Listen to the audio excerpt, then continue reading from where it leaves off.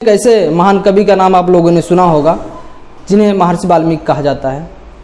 महर्षि वाल्मीकि के बारे में यह कहा जाता है कि वो पहले लुटेरे थे, डाकू थे, और जो भी आदमी जंगल से गुजरता था उसे चाकू दिखा करके उसका सारा सामान ले लेते थे।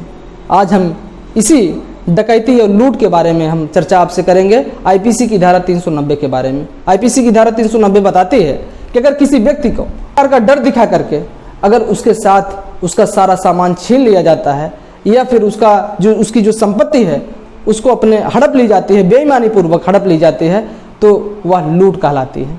इसमें बहुत महत्वपूर्ण चीज़ ये है कि लूट में 5 व्यक्ति से कम होना चाहिए, और दूसरी महत्वपूर्ण चीज़ ये है कि इसमें जिस व्यक्ति को भय दिखाया गया है वह व्यक्ति वहाँ पर उपस्थित होना चाहिए। उसे भय में रखा गया, इसलिए उसने अपना सारा धन उसे डिलीवर कर दिया गया, इसलिए यह लूट कहलाता है। आईपीसी की धारा 391 हमें डकैती के बारे में बताती है। यह बताती है कि अगर किसी लूट करते समय किसी भी घटना में अगर 5 व्यक्ति वहाँ पर उपस्थित हैं या 5 से अधिक लोग उपस्थित हैं तो वह डकैती कहलाती है। पुराने समय में आप लोगों ने देखा होगा कि गाँव में सुना होगा, निश्चित रूप से कहानियों में भी सुना होगा, किताबों में भी पढ़ा होगा कि जब लुटेरे आते थे गांव में तो लोगों को बंधक बना लेते थे, हथियार बंद होते थे, चाकू उनके पास रहता था, और ऐसे हालात में लोग डर जाते थे, उन्हें बंधक बनाकर उनसे सारा सामान ले लिया जाता था, तो उसे डकैती कहा जाता है। 5 व्यक्तियों का होना इसमें बहुत ही अनिवार्य है, तभी लूट डकैती में तब्दील हो जाती है। आईपीसी की धारा 392 हमें लूट के सजा के बारे में बताती है। आईपीसी की धारा 392 हमें यह बताती है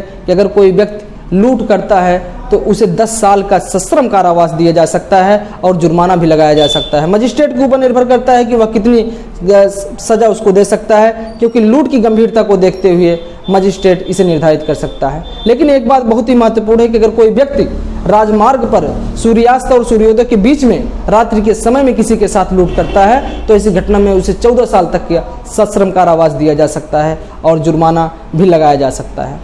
अब इसके बाद हम आईपीसी की धारा 393 की तरफ बढ़ते हैं, जो यह बताता है कि कोई भी व्यक्ति अगर इस प्रकार के लूट का प्रयत्न करता है तो उसे 7 साल तक की जो सजा हो सकती है, साथ ही साथ उसे जुर्माना लगाया जा सकता है। मजिस्ट्रेट के ऊपर निर्भर करता है कि वो मामले की गंभीरता को देखते हुए जुर्माना बढ़ा भी सकता है, सजा भी बढ़ा सकता है।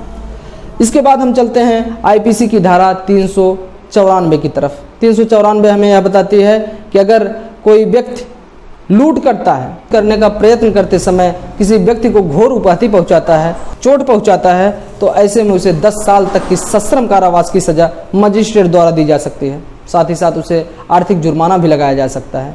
यह भी एक संज्ञेय और गैर जमानती अपराध माना जाता है।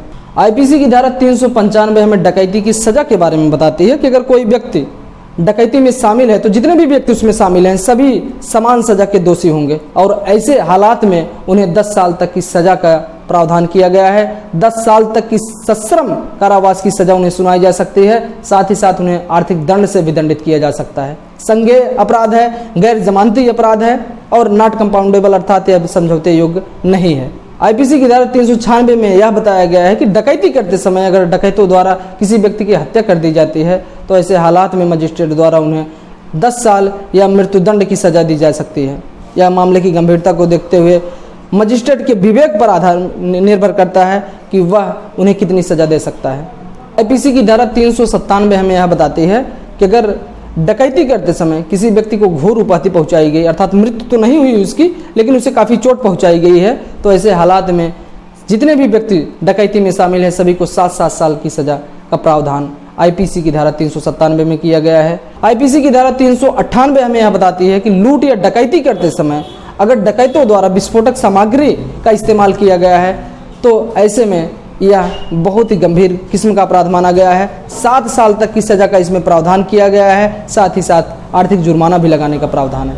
आईपीसी की धारा 399 भी एक बहुत ही गंभीर किस्म का अपराध है, जिसमें डकैती की तैयारी करना भी बहुत ही गंभीर अपराध माना गया है। अगर कोई व्यक्ति डकैती की तैयारी करने के लिए हथियार खरीदता है या अपने साथियों का गिरोह बनाता है तो उसे 10 साल तक की सजा का प्रावधान आईपीसी की धारा 398 में किया गया है।